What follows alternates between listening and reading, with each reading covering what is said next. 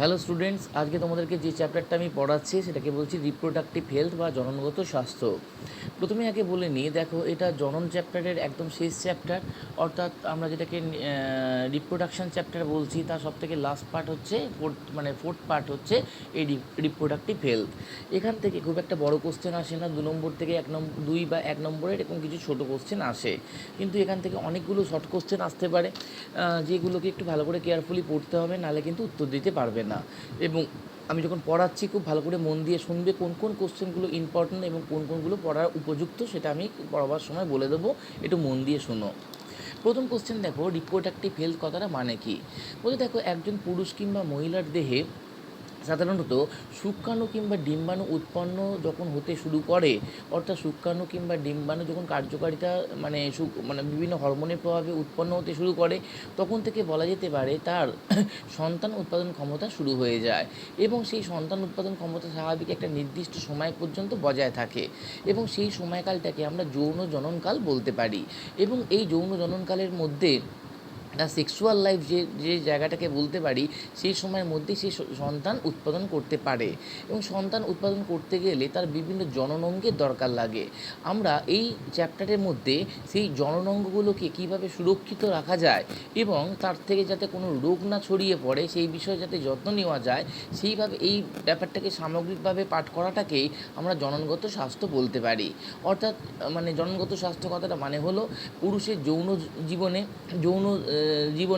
জননগত অঙ্গগুলোকে আমরা যত্ন নেব, এবং সেই জননগত কারণে যাতে কোনো রোগ ছড়িয়ে পড়তে না পারে সেক্সুয়ালি, এবং সেই দিকটাকে আমরা দেখব, এবং আমাদের রোগ প্রতিরোধ ক্ষমতাটাকে বৃদ্ধি করব।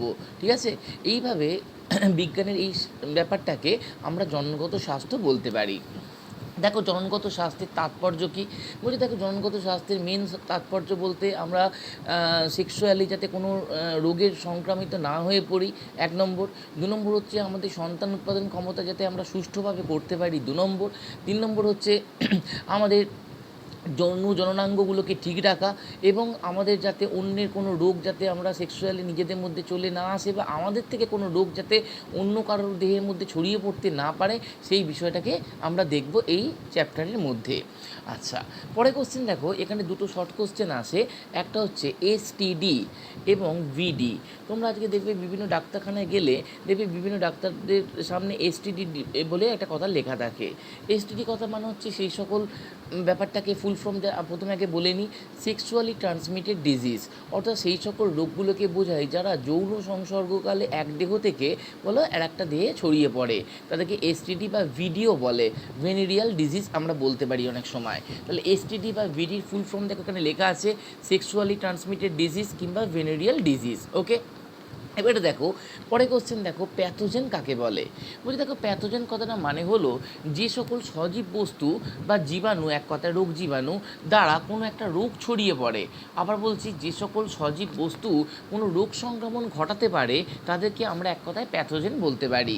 এই প্যাথোজেনের মধ্যে ভাইরাস, ব্যাকটেরিয়া, প্রোটোজোয়া, ছত্রাক, ক্লামাইডিয়া, নিমাটোড প্রভৃতি এগুলোর মধ্যে জায়গা নিয়েছে, বা এদেরকে উদাহরণ বলতে পারি। এবং এই এসটিডি যে রোগগুলো রয়েছে মেনলি এদের দ্বারাই ঘটে। তোমাকে এখানে প্রত্যেকটা ক্ষেত্রের একটা করে উদাহরণ মনে রাখতে হবে। যেমন দেখো, এখানে কতগুলো আমি দিয়েছি, যেমন এখানে দেখো ভাইরাস গঠিত, ব্যাকটেরিয়া গঠিত একটা করে এসটিডি রোগের নাম তোমাকে মনে রাখতে হবে। প্রথমে দেখো, ভাইরাস গঠিত রোগের মধ্যে তোমরা এইডস বলতে পারো, হেপাটাইটিস বি বলতে পারো, তাই তো? এগুলো হচ্ছে ভাইরাস গঠিত এসটিডি। ব্যাকটেরিয়া গঠিত রোগের মধ্যে গনোরিয়া, সিফিলিস, এই দুটো নাম খুব ভালো করে মনে রাখবে। তোমাকে বলতেই পারে একটা ব্যাকটেরিয়া গঠিত এসটিডি রোগের নাম কি। তারপরে তোমাকে যদি বলতে পারে প্রোটোজোয়া গঠিত একটা এসটিডি রোগের নাম কি, তখন তার উদাহরণ তুমি বলতে পারবে ট্রাইকোমোনিয়াসিস। ঠিক আছে, এরকমভাবে একটা ভাইরাস গঠিত, একটা ব্যাকটেরিয়া গঠিত, একটা প্রোটোজোয়া গঠিত মিনিমাম একটা করে এসটিডি রোগের নাম তোমাকে মনে রাখতে হবে। ঠিক আছে, এবার তোমাকে যদি কোশ্চেন করে এই এসটিডি রোগগুলো কীভাবে ছড়িয়ে পড়ে, উপায় বলো, তাহলে আমরা কী বলবো? মেনলি 1 নম্বর কী বলতে পারি, বিভিন্ন যৌন মিলনের সময়, অর্থাৎ এক দেহ থেকে অন্য দেহে এই রোগগুলো ছড়িয়ে পড়তে পারে।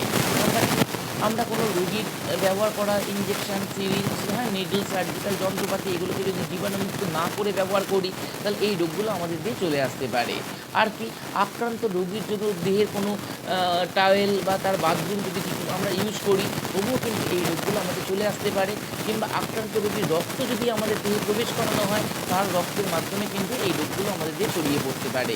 এগুলো হচ্ছে কীভাবে মোড অফ ট্রান্সমিশন, অর্থাৎ কীভাবে এই রোগটা আমাদের দিয়ে চলে আসে, এই রোগগুলো এগুলো উপায়। ঠিক আছে?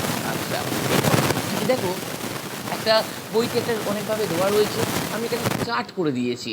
এই চার্টটা খুব ভালো করে বাড়িতে পড়বে, তাহলে তোমাকে ওই বই ধরে তোমাকে প্রত্যেকটা লাইন আর পড়ার দরকার নেই। কোন কোন কোশ্চেন আছে একটু দেখে নাও। প্রথমে দেখো উপরে লিখেছে নেম অফ ডিজিজ, অর্থাৎ রোগটার নাম, অর্থাৎ এখানে এসটিডি যে রোগটার নাম বলবো সেই রোগটার নাম।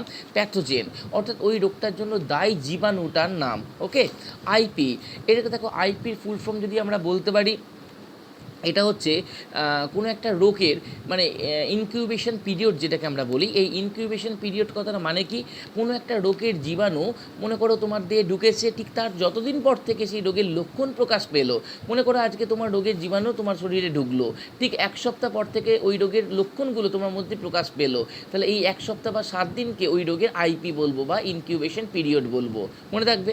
এরপরে মোড অফ ট্রান্সমিশন, মানে রোগটা কীভাবে স্প্রেড করে এক দেহ থেকে অন্য দেহে। তারপরে দেখা লিখেছে সিমটম, মানে লক্ষণ জানো, অর্থাৎ তোমরা কীভাবে এই রোগের মানে কোন লক্ষণগুলোকে দেখলে ডাক্তারবাবু আমাদের এই রোগটাকে চিহ্নিত করতে পারে। প্রিভেনশন, মানে প্রতিরোধ, কীভাবে আমরা এই রোগের হাত থেকে বাঁচবো। তাহলে নিশ্চয়ই হেডলাইনগুলো বুঝলে। সব থেকে প্রথমে দেখো লেখা আছে গনোরিয়া। গনোরিয়া এবং সিফিলিস এই দুটোই হচ্ছে ব্যাকটেরিয়া ঘটিত রোগ। আবার বলছি, গনোরিয়া এবং সিফিলিস দুটোই ব্যাকটেরিয়া ঘটিত রোগ। এবং ব্যাকটেরিয়াগুলো বিজ্ঞানসম্মত নাম কীভাবে লিখতে হয় তুমি নিশ্চয়ই জানো। গনোরিয়া রোগের জন্য যে প্যাথোজেন বা ব্যাকটেরিয়া দেয় তার নাম হচ্ছে নিসেরিয়া গনোরি। প্রত্যেকে বলছি বানানগুলোকে ঠিক করে লিখবে। দেখো নিসেরিয়ার এন বড় হাতের, গনোরির জি ছোটো হাতের, তলায় দাগ দিয়েছি, বিজ্ঞানসম্মত লাভ যেভাবে লিখতে হয়। ইনকিউবেশন পিরিয়ড মানে হচ্ছে এটা, এই রোগটা একটু আগে যেটা বললাম, এই রোগের জীবাণু শরীরে প্রবেশ করার ঠিক যতদিন পর থেকে তার লক্ষণ প্রকাশ পায়, 2 থেকে 5 দিন। এবং এটা কীভাবে ছড়ায়, মোটামুটি কীভাবে ছড়ায় সব রোগই একই, যেটা একটু আগে তোমাদেরকে বললাম, যৌন সংসর্গ, আক্রান্ত ব্যক্তির বিছানা, বাথরুম ইত্যাদি ব্যবহার, এই রোগ ছড়িয়ে পড়ে। সিমটম, অর্থাৎ কীভাবে বুঝবে যে এই রোগটা তোমার হয়েছে। পুরুষদের ক্ষেত্রে দেখো পেনিস বা যেটাকে আমরা বলি সিসমো, তার থেকে পুঁচ নিঃসরণ ঘটে। স্ত্রীদের ক্ষেত্রে যোনিপথ থেকে অত্যাধিক ক্ষরণ, মূত্রনালীতে জ্বালা, এইসব ডিজিজ মানে সিমটমগুলোকে দেখলে আমরা বুঝবো আমাদের গনোরিয়া হয়েছে। তখন রোগের লক্ষণ কি, দেখো পেনিসিলিন, আমরা জানি পেনিসিলিন একটা অ্যান্টিবায়োটিক, এবং এটা যেহেতু ব্যাকটেরিয়া গঠিত একটা রোগ গনোরিয়া, অ্যান্টিবায়োটিক কিন্তু এখানে কাজ করে। তাহলে পেনিসিলিন, অ্যাম্পিসিলিন প্রভৃতি অ্যান্টিবায়োটিক এই রোগ থেকে আমাদেরকে বাঁচাতে পারে। ক্লিয়ার? এরপরে দেখো 2 নম্বর রোগটাকে আমরা বলি সিফিলিস। সিফিলিসটাকে আমরা যে ব্যাকটেরিয়া দায়ী বা প্যাথোজেন দায়ী তার নাম হচ্ছে ট্রিপোনিমা প্যালিডাম। দেখো ট্রিপোনিমা টিটাকে বড় হাতে দেবে আর প্যালিডামের পি ছোটো হাতে, এটা গণের নাম, এটা প্রজাতির নাম, তলায় দাগ দেবে। এই রোগে ইনকিউবেশন পিরিয়ড হচ্ছে 10 থেকে 90 দিন। এগুলোর মানে মোটামুটি মোড অফ ট্রান্সমিশন বা বিস্তার কীভাবে এটা ছড়িয়ে পড়ে মোটামুটি একই রকম বলতে পারো, যেটা একটু আগে বললাম। আচ্ছা, এই রোগের সিমটম কি, দেখো মিউকাস পর্দা। মিউকাস পর্দা কোথায় থাকে, আমাদের পায়ু, মুখ প্রভৃতি যে জায়গার চারপাশে মিউকাস পর্দা থাকে, এই মিউকাস পর্দা, জননাঙ্গ প্রভৃতি বা পায়ুর চারপাশে ক্ষত, মুখে ঘা, এগুলোকে হচ্ছে এই রোগের লক্ষণ বলা চলে। এই রোগেরও দেখো মানে প্রতিরোধকে আমরা বলো পেনিসিলিন বা টেট্রাসাইক্লিন নামক অ্যান্টিবায়োটিক এই রোগে আমরা যে কাজে লাগতে পারে। এরপরে দেখো রোগটার নাম এইডস। এইডসের নিশ্চয়ই ফুল ফর্ম তুমি জানো, অ্যাকোয়ার্ড ইমিউনো ডেফিসিয়েন্সি সিনড্রোম। আর এর জন্য যে দায়ী প্যাথোজেন বা ভাইরাসটা দায়ী তার নাম HIV, human immuno deficiency virus, তাই তো? হিউম্যান ইমিউনো ডেফিসিয়েন্সি ভাইরাস, অর্থাৎ যে ভাইরাসটা আমাদের ইমিউনিটি সিস্টেমটাকে বিকল করে দেয় তাকে আমরা এইচআইভি বলি। ওকে, এই রোগ দেখো 6 মাস থেকে 10 বছর ইনকিউবেশন পিরিয়ড, অর্থাৎ 6 মাস থেকে 10 বছরের মধ্যে এই রোগের লক্ষণ তোমার শরীরে প্রকাশ পেতে পারে যদি এই রোগ করে কেউ আক্রান্ত হয়। এই রোগের ব্যক্তির কীভাবে এই রোগ ছড়ায়, মনে করো দেখো এইডস রোগীর সঙ্গে যদি কোনো ব্যক্তি যৌন সংসর্গ করে, তাহলে তাদের বলো বীর্যের মাধ্যমে এই রোগ ছড়িয়ে পড়তে পারে। এবং এই রোগীর ব্যবহার করা সুচ কিংবা কোনো দাড়ি কামানোর যদি আমরা রেজার এগুলোকে যদি ইউজ করি বা তার রক্ত যদি আমাদের শরীরে ঢুকিয়ে দেওয়া হয়, তাহলেও কিন্তু এই রোগ আমাদের শরীরে চলে আসতে পারে। এই রোগের লক্ষণগুলো কী কী, মাঝে মাঝে জ্বর আসা, ওজন হ্রাস, অনাক্রমতা সিস্টেম ভেঙে গিয়ে যে কোনো রোগ যদি ঘটে সেই রোগ থেকে আমরা আর মুক্তি পাবো না। অর্থাৎ সেই রোগটা বাড়তে শুরু করবে, আমাদের ইমিউনিটি সিস্টেম সেটাকে আর প্রতিরোধ করতে পারবে না। দেখো এই রোগের কোনো নির্দিষ্ট ওষুধ নেই, তোমরা নিশ্চয়ই জানো এইডসের কোনো ওষুধ হয় না।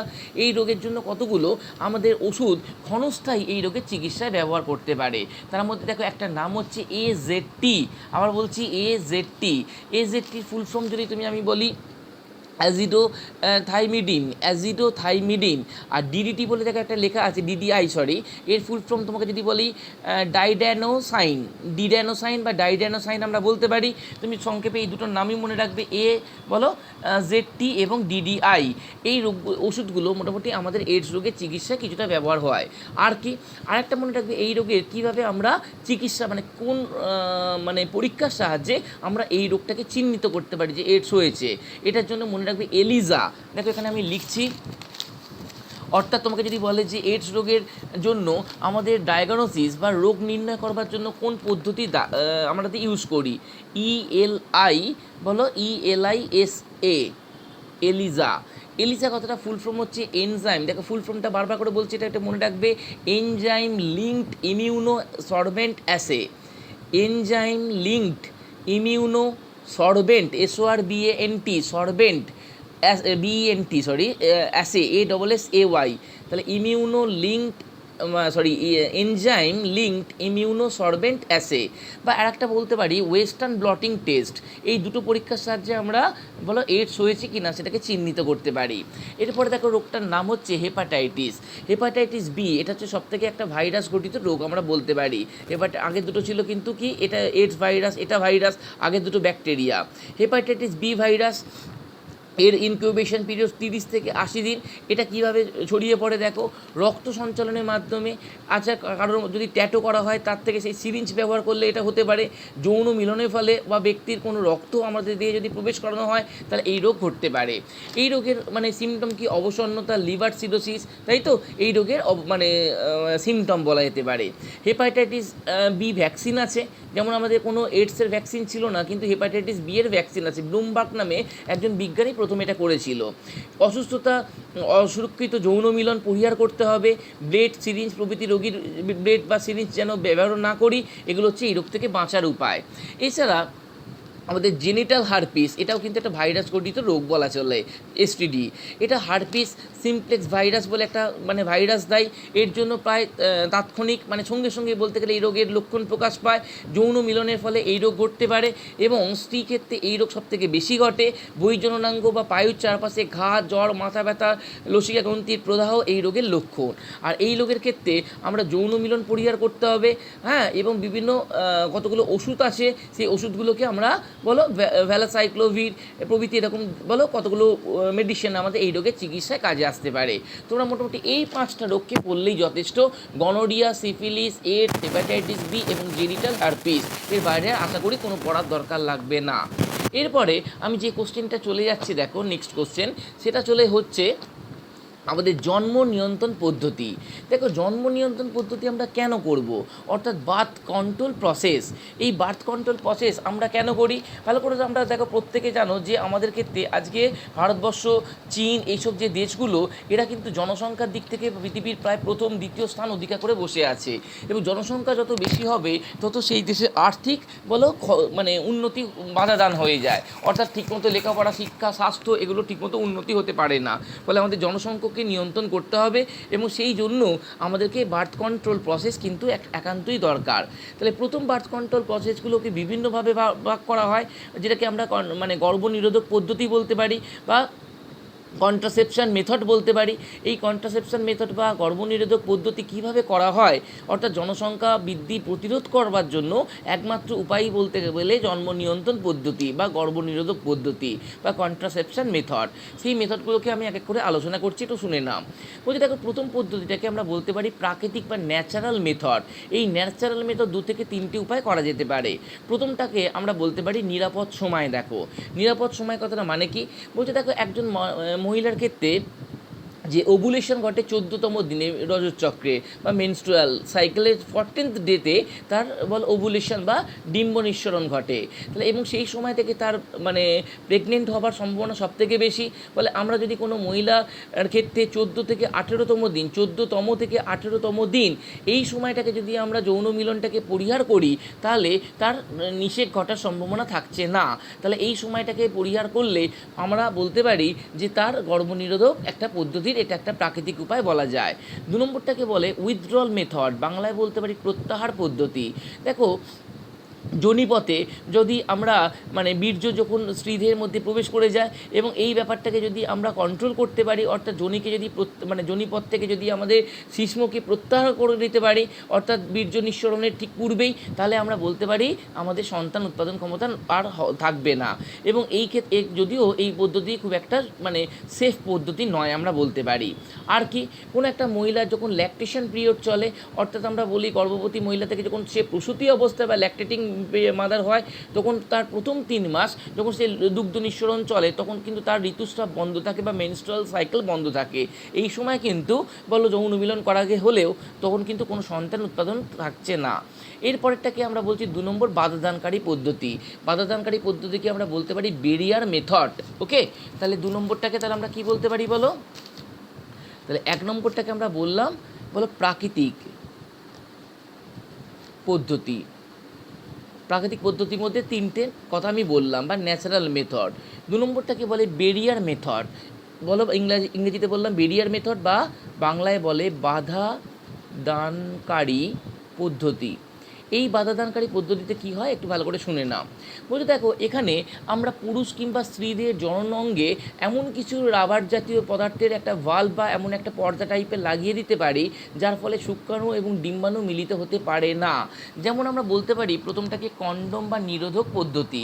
এই কন্ডম বা নিরোধক কি, পুরুষদের ক্ষেত্রে শিশ্ন বা পেনিসের ক্ষেত্রে একটা রাবারের পর্দা মতো লাগানো হয়, যাকে আমরা কন্ডম বলি। সেই জিনিসটার সাহায্যে আমরা এখানে যৌন মিলন করলে আমাদের বলতে পারি যে এখানে শুক্রাণু এবং ডিম্বাণুর কোনো মিলন ঘটে না। আর কি, এটাই ঠিক যদি মহিলাদের ক্ষেত্রে হয়, তখন সেটাকে আমরা বলি ফেমসিল্ট। আবার বলছি FEM, ফেমসিল্ট। এই ফেমসিল্ট কথাটা মানে কি, এটা দুটো মানে স্ত্রীদের ক্ষেত্রে একটা মানে এটা স্ত্রীদেহে কন্ডম বলা চলে। এটা একটা পলিইউরেথেন পাউচের মতো একটা জিনিস, যার দুটো বলয় থাকে, ছোট আর একটা বড়, এরকম টাইপের জিনিসটা এরকম থাকে। এবং এই জিনিসটার মধ্যে একটা ছোট মুখ থাকে, একটা বড় মুখ থাকে। ছোট মুখটা সাধারণত স্ত্রীদের যোনির ভেতরে বা ভ্যাজাইনার ভেতরে প্রবেশ করানো থাকে, আর বড় দিকটা বাইরের দিকে আটকানো থাকে। এই হচ্ছে এটাকে আমরা ফেমসিল্ট বলতে পারি। তা এই যে পদ্ধতিগুলোর নাম বললাম, কন্ডম পদ্ধতি, স্ত্রীদের ক্ষেত্রে অনেক সময় এটা ছাড়াও ডায়াফ্রাম নামে এরকম একটা জিনিস থাকে, এটাকে আমরা ডায়াফ্রাম বলি। এটাকে কন্ডমটা ঠিক আছে একটা রবারের একটা পর্দার মতো, এটা কন্ডম, এটাকে বলে ফেমসিল্ট, এটাকে বলে ডায়াফ্রাম। এইসব রাবারের জিনিসগুলোকে দিয়ে আমরা বাধাদানকারী পদ্ধতির সাহায্যে জন্ম নিয়ন্ত্রণ করতে পারি। এটা গেল 2 নম্বর উপায়। 3 নম্বর উপায়টাকে দেখো আমরা বলতে পারি রাসায়নিক পদ্ধতি। রাসায়নিক পদ্ধতি কি ইংরেজিতে আমরা কি বলি কেমিক্যাল মেথড। কেমিক্যাল মেথড কি একটু ভালো করে শুনে নাও। দেখো 3 নম্বর আমি লিখছি রাসায়নিক পদ্ধতি। দেখো, রাসায়নিক পদ্ধতিতে আমরা গর্ভনিরোধক শুক্রাণু নাশক বিভিন্ন পদার্থ, যাকে আমরা ইংরেজিতে বলতে পারি স্পার্মিসিডাল কেমিক্যাল। এই স্পার্মিসিডাল কেমিক্যাল বা শুক্রাণু নাশক পদার্থগুলোকে ইউজ করে আমরা রাসায়নিক পদ্ধতির সাহায্যে আমরা গর্ভনিরোধক করতে পারি। এগুলো কি, যেমন একটা উদাহরণ দিচ্ছি, ফোম ট্যাবলেট। এই ফোম ট্যাবলেট কিংবা দেখবে বইতে লেখা আছে ননক্সিনল 9। এই যে পদার্থগুলো, এদের মধ্যে বিভিন্ন রাসায়নিক পদার্থ থাকে, যেমন lactic acid, boric acid, citric acid, zinc sulphate. এই পদার্থগুলো এদের দিয়ে এগুলো তৈরি করা হয়, এবং এদের কাজই হলো শুক্রাণুটাকে মেরে ফেলা, অর্থাৎ স্পার্মকে নাশ করে দেওয়া। অর্থাৎ শুক্রাণুর এগুলো স্ত্রীদের যোনিপথে যদি আমরা লাগিয়ে যৌন সংসর্গ করা হয়, তাহলে এই যে শুক্রাণু স্ত্রীদের মধ্যে প্রবেশ করবে, সেগুলো তৎক্ষণাৎ মারা যায়, এবং তাতে শুক্রাণু আর ডিম্বাণু মিলনের কোনো সম্ভাবনা থাকে না। তাহলে এরকম একটা উদাহরণ আমরা কি বলতে পারি, ফোম ট্যাবলেট। ওকে, এগুলোকে আমরা শুক্রাণুনাশক রাসায়নিক পদার্থ এর মধ্যে থাকে, যাকে ইংরেজিতে কী বললাম একটু আগে, স্পার্মিসিডাল, SPERMICIDAL, স্পার্মিসিডাল কেমিক্যালস। ওকে, এরপরে 4 নম্বর ব্যবস্থাটাকে আমরা বলতে পারি আইইউডি। আইইউডির ফুল ফর্ম বারবার করে বলছি, এটা কোশ্চেনে আসে, এটা মনে রাখবে, এটা স্টার দিলাম। এটা আইইউডি পদ্ধতি ফুল ফর্ম কি? আইইউডি ফুল ফর্ম হচ্ছে ইন্ট্রা ইউটেরাইন ডিভাইস। কথাটা মানে কি দেখো, এরকমভাবে আমরা কপার টি, বলো সিউ, কপার টি হচ্ছে এই একটা উদাহরণ। অনেক সময় এস আকৃতির কিংবা টি আকৃতির কিছু পদার্থকে আমরা দেখবে এরকম টাইপের থাকে, এরকম টাইপের টি এর মতো দেখতে একটা রাসায়নিক পদার্থ, যেটা কপার দিয়ে তৈরি। এটা স্ত্রীদের যোনিপথে আমাদের প্রবেশ করানো হয়, এবং তাতে কি হয় একটু বলছি, শুনে নাও। বলতে দেখো, এই কপারটিকে আমরা একটা আইইউডি ব্যবস্থা বলতে পারি। এটা স্ত্রীদের যোনিপথে এটা প্রবেশ করানো হয়, এবং এটা কপারটিটাকে প্রায় 3 থেকে 5 বছর পর্যন্ত রেখে তারপরে তাকে প্রতিস্থাপন করা হয়। এবং এ কীভাবে কাজ করে, প্রত্যেক দিন এই কপারটি থেকে প্রায় 50 মিউজি, আবার বলছি 50 মিউজি হলো কপার আয়ন, ওই চারিপাশের কোষকে আয়নিত করে দেয়। এবং এতে কি হয়, এতে শুক্রাণুগুলো চলন মানে বাধা হয়, অর্থাৎ শুক্রাণুগুলো কিন্তু এগুলো চলাচল করতে পারে না, এবং ভ্রূণের রোপণেও এগুলো বাধা সৃষ্টি করে। অর্থাৎ যে মানে যেটাকে আমরা বলতে পারি যে স্পামের যে মোটিভেশন বা যেটা চলন, এটাকে আমরা বাধা দেয় এই কপার। আর কি করে বলো, শুক্রাণুটাকে ইমপ্লান্টেশন হতে পারে না, যে স্পাম ওই মানে জাইগোট, তাই তো, সেই জাইগোট যেটা সেটাকে আর বলো জরায়ুর এন্ডোমেট্রিয়াম লেয়ারের মধ্যে রোপিত হতে পারে না। এইভাবে কপারটি কাজ করে। কোনটা কিভাবে কাজ করে এটা কিন্তু খুব ইম্পর্টেন্ট, বারবার করে বলছি। নেক্সট কি বলছে দেখো, মৌখিক গর্ভনিরোধক বড়ি হচ্ছে, যেটাকে আমরা ইংরেজিতে বলতে পারি oral contraceptive pill, oral contraceptive pill, তাই তো, বা মৌখিক গর্ভনিরোধক বড়ি। এই মৌখিক গর্ভনিরোধক বড়ির একটা কোর্স আছে, যেটাকে 21 ডেজ, অর্থাৎ 21 দিনের একটা কোর্স হয়। এবং এটা একজন মহিলার ঋতুচক্রের 5ম দিন থেকে, মনে করো কোনো একজন মহিলা ঋতুচক্র শুরু হয়েছে তার 5ম থেকে 25তম দিন পর্যন্ত এই বড়িটা খেয়ে যেতে হয়। এবং এই বড়িতে ইস্ট্রোজেন আর প্রোজেস্টেরনের নামে হরমোনের মিশ্রণ থাকে। এবার আমাদের রক্তে হরমোনের ব্যালেন্স থেকে এটা নিয়ন্ত্রণ করে। আর কি করে বলতে দেখো, যদি কোনো একজন মহিলা এই বড়ি একদিন খেতে ভুলে যায়, পরের দিন তাকে 2টো খেয়ে নিতে হয়, যাতে তার হরমোনের লেভেলটা রক্তের মধ্যে ঠিক থাকে। ঠিক আছে, এই বড়ি কিভাবে কাজ করে, প্রথমে দেখো ওভুলেশনে বাধা দেয়। ওভুলেশন মানে কি, স্ত্রীদের ক্ষেত্রে যেটা আমরা বলি ডিম্ব নিঃসরণ 14তম দিনে ঘটে, মেনস্ট্রুয়েশন সাইকেলের, সেই ওভুলেশনে বাধা দেয়। জরায়ুর এন্ডোমেট্রিয়াম স্তরে ভ্রূণের রোপণে বাধা সৃষ্টি করে। এইভাবে এরা আমাদের গর্ভনিরোধন করতে সাহায্য করে। তাহলে এই কটা পদ্ধতি। আর একটা পদ্ধতি স্থায়ী পদ্ধতি, 6 নম্বরটাকে আমরা বলতে পারি যে ভ্যাসেকটমি এবং টিউবেকটমি। দেখো, ভ্যাসেকটমি আমরা বলতে পারি পুরুষদের ক্ষেত্রে ঘটে। পুরুষদের ভাস ডিফারেন্স আমি পড়িয়েছিলাম, নিশ্চয়ই মনে পড়ছে। সেই ভাস ডিফারেন্সকে আমরা যদি 1 সেন্টিমিটার থেকে 4 সেন্টিমিটার গ্যাপ করে কেটে দড়ি দিয়ে বেঁধে দিই, তাহলে শুক্রাণু আর বেরোতে পারবে না। এটাকে আমরা ভ্যাসেকটমি পদ্ধতি, এটা একটা স্থায়ী পদ্ধতি বলা চলে। আর টিউবেকটমি কথাটা মানে কি, স্ত্রীদের ক্ষেত্রে বন্ধাত্মকরণ পদ্ধতি এটা একটা। এখানে ফ্যালোপিয়ান নালীর উভয় পাশকেই আমরা যদি দুপ্রান্ত মানে কেটে দিয়ে, মানে দড়ি দিয়ে বেঁধে দিই, হ্যাঁ, তখন এটাকে আমরা টিউবেকটমি বলতে পারি। এই পদ্ধতিতেও ডিম্বাণুগুলো আর বেরোতে পারে না ডিম্বাশয় থেকে। এটাকেও একটা জন্মনিরোধক পদ্ধতি বলতে পারি। তাহলে 6টা পদ্ধতি এখানে ভালো করে পড়বে।